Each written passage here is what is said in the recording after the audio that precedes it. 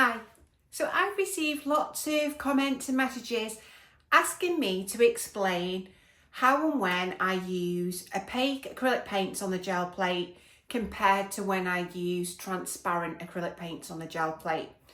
So this is part one. So part of this video is I'm going to show you a little exercise that I've put together to try and help you understand how transparent paints overlay on the gel plate compared to opaque acrylic paints on the gel plate, and hopefully that will help you understand the properties of the paints in a little bit more detail and give you some insight on when and how to use them in your gel printing.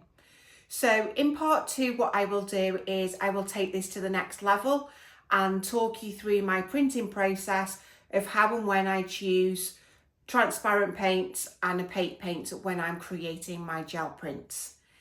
If this video has been helpful and you've enjoyed it, please like and subscribe to my channel.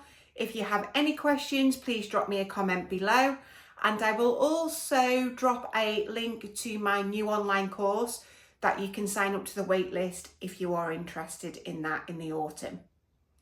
So let's get started.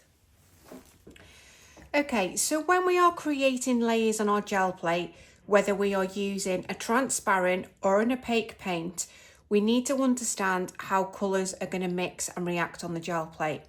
So you can see here I have got a transparent red, a transparent yellow and a transparent blue. And I've got an opaque red, an opaque yellow and opaque blue. And what I'm going to do is a simple activity that you can have a go at and to experiment with how different colours respond and overlay on the gel plate. But first thing you need to understand is how they are going to mix and how they're going to work. So for example, I find a colour wheel really helpful if you're not familiar with colour mixing. So for example, if we put a yellow shape down and we overlay the red in the transparent, so we've got yellow paint, we're adding red, we should make an orange colour. So where those two overlap, they should form an orange colour. Okay, if we were to put yellow down and add the blue, we would make a green colour. So by using the transparent paints and overlaying them, you can make additional colours. Now, in theory, what should happen with the opaque paints is that those additional colours aren't made. Because they're opaque, they should cover each other rather than make an additional colour. The thing you need to be careful of is when you kind of are putting multiple layers down. So for example, we've got green and you add red and we start to get these mucky brown colours. And that's something that often happens with layering when your print can become muddied. So it's quite important to kind of have that knowledge of what colours overlap to make what colours, different colours before you start. So I'm going to begin with my transparent paint. So I've got the blue, the yellow and the red. And I've just made some really simple masks using Yupo paper because it's got a glossy finish, and I can also wipe those clean in between, because that will, if you don't clean your roller and your mask, it will contaminate the colours in between. So I've just laid down that mask on my gel plate and I'm applying a small amount of the transparent red and using my brayer just to spread that paint out and just distribute it nice and evenly across that circle shape. So I'm now just removing the mask, and then I'm going to place the mask down on another area of my gel plate and repeat the process again, just so I've got a couple of circles that I can overlay the blue and the yellow to see how they're going to respond. Another crucial element to this exercise is that you need to allow the paint to dry fully in between each layer. Now, depending on your printing environment, whether it's warm or it's cold or it's dry or it's damp, this will take various amount of time. So for me, it's quite cold here today, so it took around 2 to 3 minutes to dry. So I've now cleaned and dried my mask and I'm overlaying it on top of the dry red circle. I'm applying a small amount of the blue transparent acrylic paint and using my brayer again to roll it out and distribute it nice and thinly and evenly to cover the shape.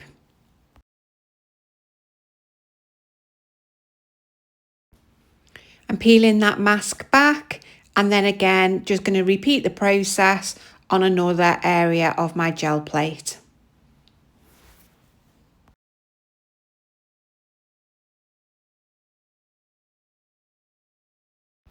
So you can already start to see where I have overlapped the red circle and the blue circle, where they've crossed, they've made kind of a purpley tone.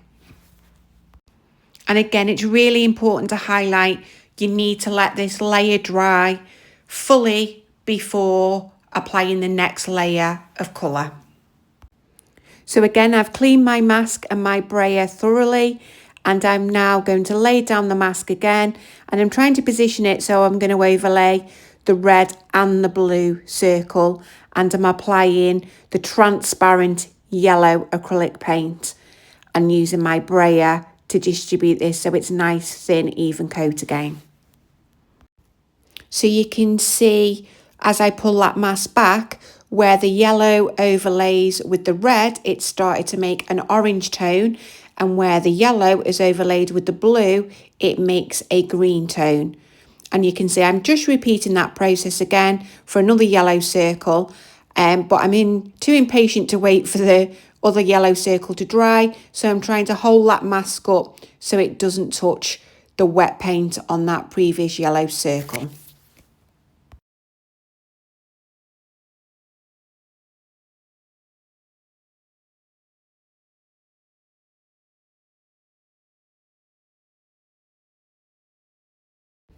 Okay, so on the other half of my gel plate, I'm now laying the stencil down again, but this time I'm going to use the opaque paints, and I'm starting with yellow. So just a small amount of the yellow paint, and I'm distributing that nice and evenly across the shape before removing the mask, and once again allowing this to dry completely.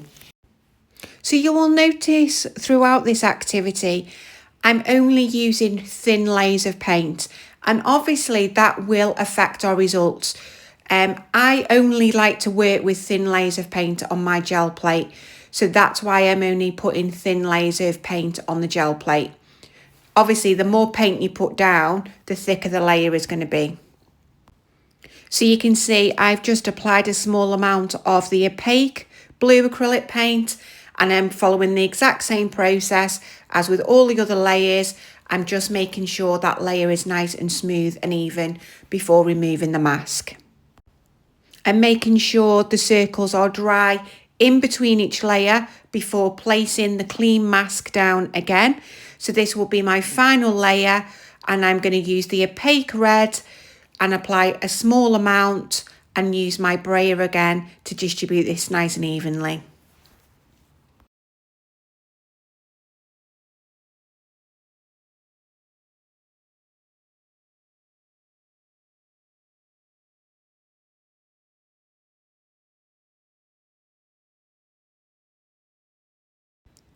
So I'm pulling the mask back for the final time, and I'm now going to allow this to fully dry, and I left it around 5 minutes before using some opaque white paint, and you can see I'm applying it in areas of the gel plate where we don't have any colour, and I'm going to use my brayer to distribute this again to cover the entire plate nice and evenly.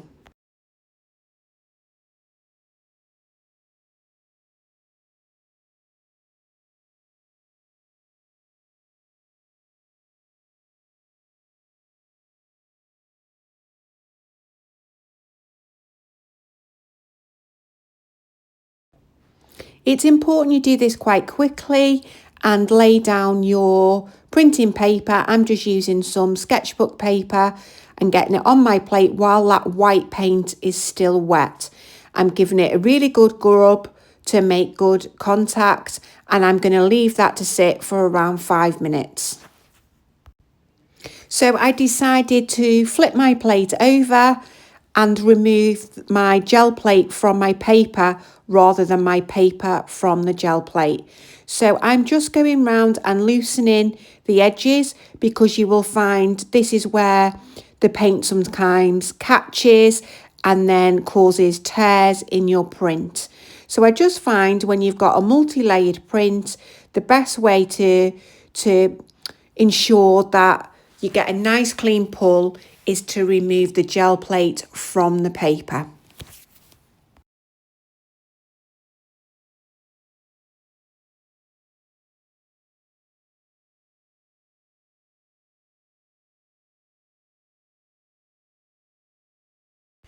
So let's take a look at the results.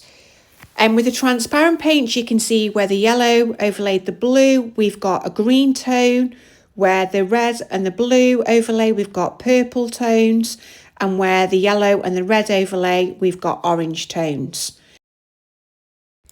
So let's now compare these to the opaques. So you can still see where the blue is overlaid the yellow, it's made a slight green, and where the yellow is overlaid the red, it's made an orangey tone. Now, this is kind of something I wanted to highlight with opaque paints. I think the misconception is because the paint is opaque, it's going to completely block out the colour underneath. And that's just not the case. It only happens when you're applying a really dark layer over a pale layer, which kind of explains why I tend to use Payne's Grey a lot in my prints, because it's one of the only opaque colours that completely blocks out underneath. I also wanted to highlight that when two colours overlay, so say they're the yellow and the red to make an orange, I think you automatically think that the colour is going to be quite strong and vibrant. And actually, you're often creating quite muddy tones of the green or the orange or the purple. They're not bright, vibrant tones. So I hope you found this little exercise helpful in understanding how different types of acrylic paints create different colours when they're layered on the gel plate. And I will be back in part 2 to talk you through my process and my decision making when I am layering using different types of acrylics on the gel plate.